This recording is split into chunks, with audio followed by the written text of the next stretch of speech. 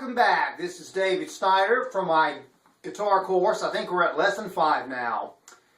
I've got to show you some chords that I need you to learn and memorize for the next couple of sessions as we'll be going on to other things. And I also need to go over the G scale with you and give you one more exercise before we head into a little bit deeper waters with regard to song structure and some music theory and stuff like that. Okay, so if you have practiced the C scale as we instructed, and as you can see in the musical notation on the last lesson, you're pretty familiar with the pattern. The pattern on the G scale is exactly the same, but it starts up one string higher. It starts on the G string, which is the lowest string, the E string, and you're starting on the G note of the E string, which is the 6th string, okay? But the pattern is the same. And we're still using our AMI technique. Remember that? AMI, AMI, AMI.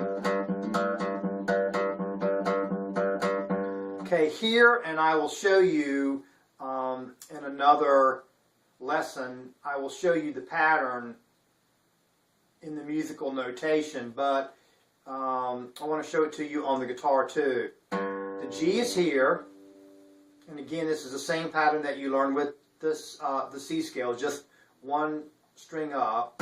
G, A, B, C, D, E, F sharp. Okay, the F sharp's on the 4th fret of the 4th string. Let's start over again. The 6th string, the G note on the 3rd fret, A on the 5th fret, 1st finger plays the B on the 2nd fret of the 5th string. Bring down this finger on the C. Pinky goes on the D. Move to the 4th string, 1st finger grabs the E at the 2nd fret of the 4th string. Then you have an F sharp in the key of G, so you bring down your 3rd finger on the 4th fret of the 4th string to play the F sharp. Okay, now it's time to move. If you want to do the big boy version of the G scale, you move your finger, the 1st finger goes to the G, which is on the 5th fret of the 4th string. Okay, 3rd finger goes down on the A, 7th fret, 4th string. Okay, then 1st finger plays the C on the 5th fret of, the 3rd finger is on the A of the 7th fret of the 4th string. Then the B is on the 4th fret of the 3rd string. Then you grab the C with the middle finger on the 5th fret of the 3rd string. Okay, then the pinky grabs the D, 7th fret, 3rd string. Okay, then the E on the 2nd string, 5th fret. You got another F sharp coming up on the 7th fret of the 2nd string. Okay, and then your pinky grabs the G.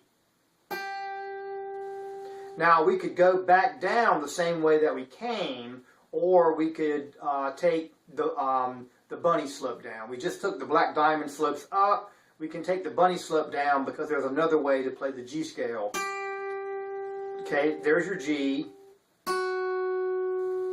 F sharp, E. Now we're going to move down to the lower registers. Slide your hand down, 3rd finger plays the D. 1st finger, 1st fret, 2nd string, C. Open B, A, G. And then from there, there's no other way to get back down but F sharp on the 4th string.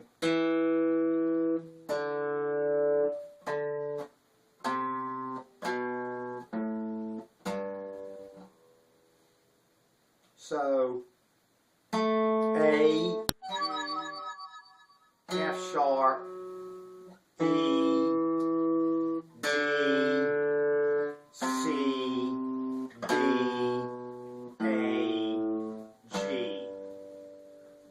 we'll play the G here. G, F sharp, E, D, C, B, A, G, F sharp, E, open D, C, B, A, G. So using those formations, and again I'll show you those in the musical notation up on the YouTube. I'd like you to practice those.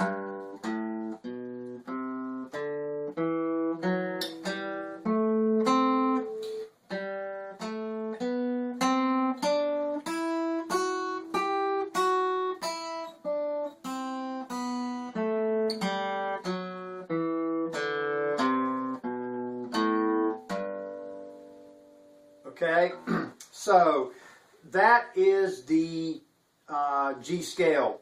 Before we end this lesson, I want to tell you why it's so important to be doing what we have been doing, which is calling out the notes, but also calling out the numbers.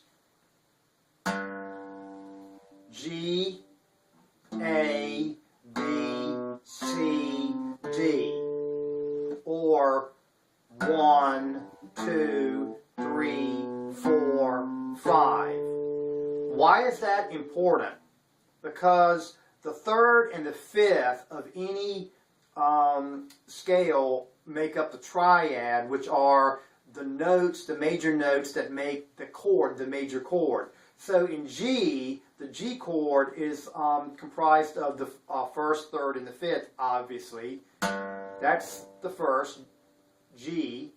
The third is B, and the fifth is D. Okay, 1, 3, 5. Those make up the notes of the major scale. So if you want to know how to make a G chord, 1, there's B, and D. Essentially, those are the only notes you need to make a G chord. But you can add in this G too, which most people do, and this B, and also this G. And that gives you the full G chord. And knowing the intervals is also important because it's the root of power chords, okay? So most power chords, which are often played on the electric guitar, are the root and the fifth. So in G, here's the root, and here is the fifth. That's a G, a power chord. Yeah. And of course you can move that up anywhere you want. A, yeah. C,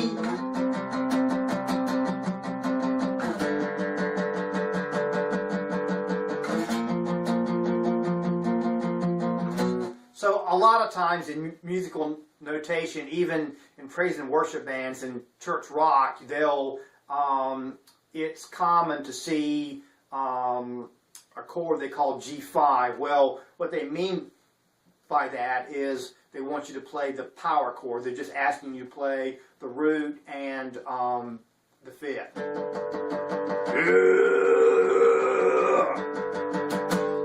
Okay, so that's essentially what a lot of heavy metal is based around. It's playing the root and the fifth. Before we get on to the next lesson, if you have your chord book, everyone should have a book of chords, and you can do this on your own. I'm going to need you to learn how to play a G chord. I'm going to need you to learn how to play a C chord. And I'm going to need you to learn how to play a D chord. Okay? Those are the major chords in the key of G. In the key of C, I'm going to need you to learn how to play a C. I'm going to need you to learn how to play an E minor. I'm going to need you to learn how to play a D minor. I'm going to need you to learn how to play an F. I'm going to need you to learn how to play a G. and I'll explain why in some upcoming lessons. And then in the key of A, I'm going to need you to learn how to play a basic A chord. I'm going to need you to learn how to play an E chord. And I'm going to need you to learn how to play a D chord. Okay, so get a chord book and begin to study and practice making those chords. The exercises that I'm giving you, the finger exercises, which you should be doing every day, there's a reason for those. Those are helping you to stretch out your hand. I'm not just asking you to do it for nothing. These left hand exercises stretch out the muscles in your hand, which make it easy for you to play the scales, will make you a much faster player, but they also stretch your hand so you can play chords much more easily, all right? So there's actually many different reasons why I'm asking you to do these scale patterns. So practice your scales, learn the chords, and check out the following lesson, which I guess will be lesson 6, which will show you the G scale online, and after you've mastered that, then we will move on to some pretty serious music theory, looking at song construction and the difference between pop and jazz tunes. I think you'll like it. So practice hard, and we'll see you soon.